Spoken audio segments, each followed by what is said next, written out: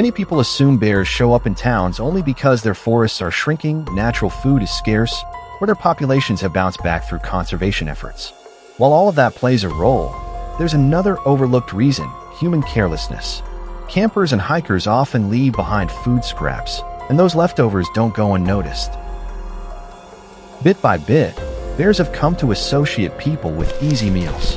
That's why they're no longer shy about raiding cornfields, ripping into beehives, toppling garbage cans, and in some cases, even attacking livestock. If you enjoy stories like this, make sure to subscribe to our channel and hit the bell icon so you never miss the next adventure. In some places, bears have grown so bold that they break into homes, putting not only farmers and their livelihoods at risk, but also the safety of entire communities. Encounters like these are no longer rare. They're a real concern for anyone living near bear country. To address the problem, wildlife officials across North America have introduced carefully regulated hunting programs aimed at controlling populations and reducing damage. On one of these hunts, we set out a bait pile of grain, honey, and salmon, a combination no bear can resist. By midday, the warm breeze carried the sweet, fishy scent deep into the forest, calling to any hungry predator nearby. I took a position about 60 yards out, nestled behind a wall of brush and fallen timber, my .30-06 steady on the bipod. As the last light of day stretched long shadows across the forest floor, a massive bear emerged. It moved with caution, nose lifted, testing the air as it followed the bait scent. My pulse quickened.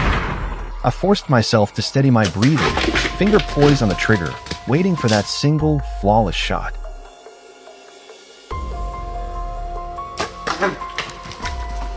Bear hunting is never a one-man job. These animals are powerful, unpredictable, and demand both respect and teamwork. I was part of a three-man crew, led by Craig, a seasoned hunter with years in the Wyoming backcountry. We trekked along a rugged ridge, snow clinging to the rocks as the crisp air carried the bite of sage and ice. After a grueling 3-hour climb, Craig's sharp eyes locked onto a grizzly, a hulking shadow with a bronze coat shimmering in the fading light, stalking prairie dogs across the slope. We slipped into position behind a cluster of boulders, closing the distance to just 270 yards. My first shot cut through the thin mountain air and struck true. The grizzly let out a thunderous roar, rearing up in defiance, before a second round found its mark just behind the shoulder. At last, the giant collapsed, its immense body still radiating untamed power, its claws catching the fading light like sharpened steel. Far from the high ridges, in the growing suburbs of eastern Wyoming, black bears have become bold intruders. They wander into hayfields and feed lots as if they belong there, leaving a trail of damage that the U.S. Department of Agriculture estimates at nearly $5 million a year. Determined to track one down, I relied on an ATV and a drone, following its movements across the open range for 2 days. At dawn, I finally spotted it, a dark silhouette against the windbreak near a weathered fence, the morning light outlining its sleek, restless form.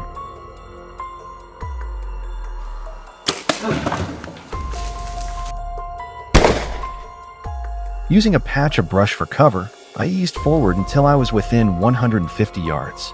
The bear paused, sniffing the air before rising on its hind legs and locking eyes with me. I squeezed off a single shot that pierced its lung.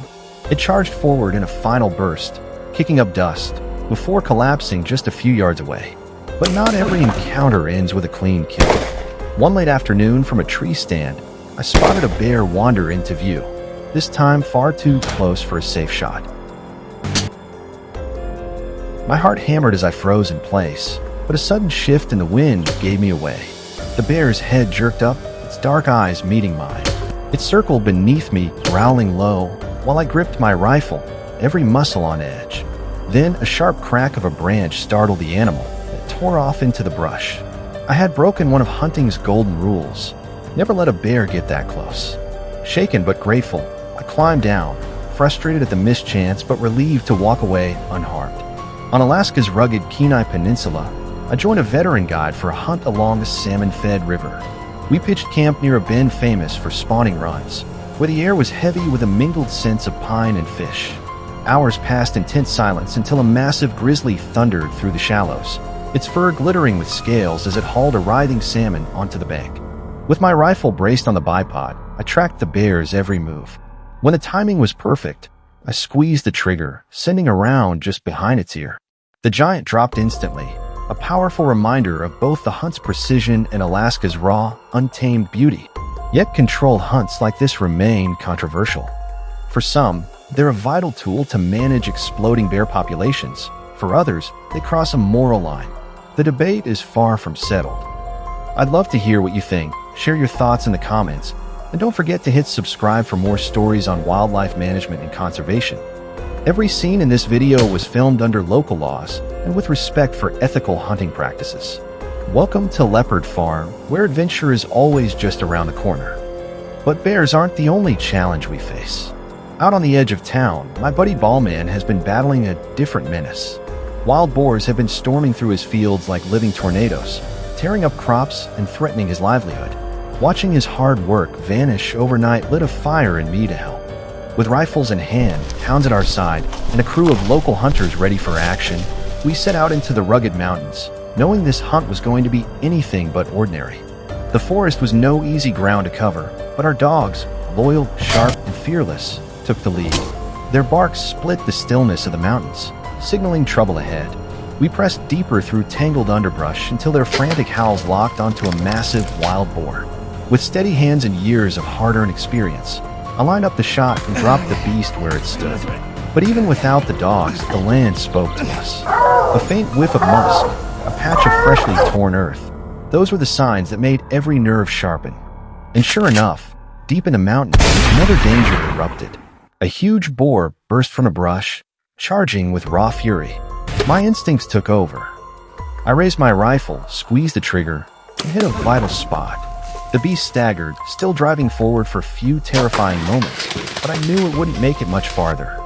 As the crew spread out to track fresh sign, I caught sight of another boar crashing through the brush. I radioed Delvet, and his sharp eyes locked onto the fleeing animal.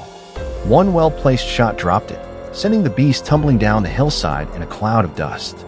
The rush of the hunt was electric, but danger never stayed far away. Moments later, a third boar charged straight at me. Instinct took over, I squeezed the trigger, and the animal collapsed mid-stride. It was another unforgettable chapter in a hunt I'll never forget. Yet even in the heat of the chase, our crew never loses sight of responsibility. Every outing is carried out within legal seasons and designated zones. For us, hunting isn't just about adrenaline. It's about protecting balance in the wild and ensuring our passion honors the land and animals we depend on. Tucked into southwestern Turkey, Mugla Province is known for its stunning beaches and rugged mountain ranges that attract travelers from across the globe. But behind the postcard views lies a growing crisis, exploding wild boar population. In the past year alone, these animals destroyed more than 300 hectares of farmland, leaving local farmers desperate for relief. Because pork is rarely eaten in Turkey, boar numbers have skyrocketed without natural control, pushing hunting groups like ours to step in and help restore balance. Deep in the western mountains of Mugla, one of the region's most notorious boar strongholds, we took our positions. Rifles steady and eyes locked on the tree lean. We didn't have to wait long. A massive boar burst through the brush at full speed, forcing our hearts to race with it. Adrenaline surged as we gave chase, and with a single well-placed shot, we brought down our first trophy of the day. The forest erupted into chaos. Dogs barking, boars squealing, and gunfire cracking through the trees in a raw, heart-pounding rhythm. One after another, we dropped massive beasts as they crashed through the brush like something out of an ancient legend. From a lower ridge, I caught sight of a towering alpha boar breaking away. I steadied my breathing, lined up the sights, and with a single precise shot, sent it tumbling to the ground, clear testament to our skill and determination. Wild boars are breeding machines, producing litters of 6 to 12 piglets year-round, fueling an unchecked population boom. The consequences are devastating. Experts estimate they cause as much as $80 million in crop losses annually. That's why our hunts, carried out with the support of local authorities, are more than just tradition. They're part of a larger effort to curb this destructive force and restore balance to the land. In one heart-stopping instant, a massive boar charged straight at us, its tusks flashing like weapons in the fading light. My first shot staggered it, but the beast refused to stop. Forcing myself to stay calm, I squeezed the trigger again, and the second round finally brought it crashing down. The danger was real, our adrenaline surging from the close call, but instead of rattling us, it only hardened our resolve. For newcomers to the hunt, one rule stands above all: never go it alone. Too many things can go wrong, and the risks are far too high. Later that same day, I spotted a full-grown boar rooting in the open. Years of training steadied my hand as I leveled the sights and took the shot. One calm, deliberate pull of the trigger, and the animal dropped instantly.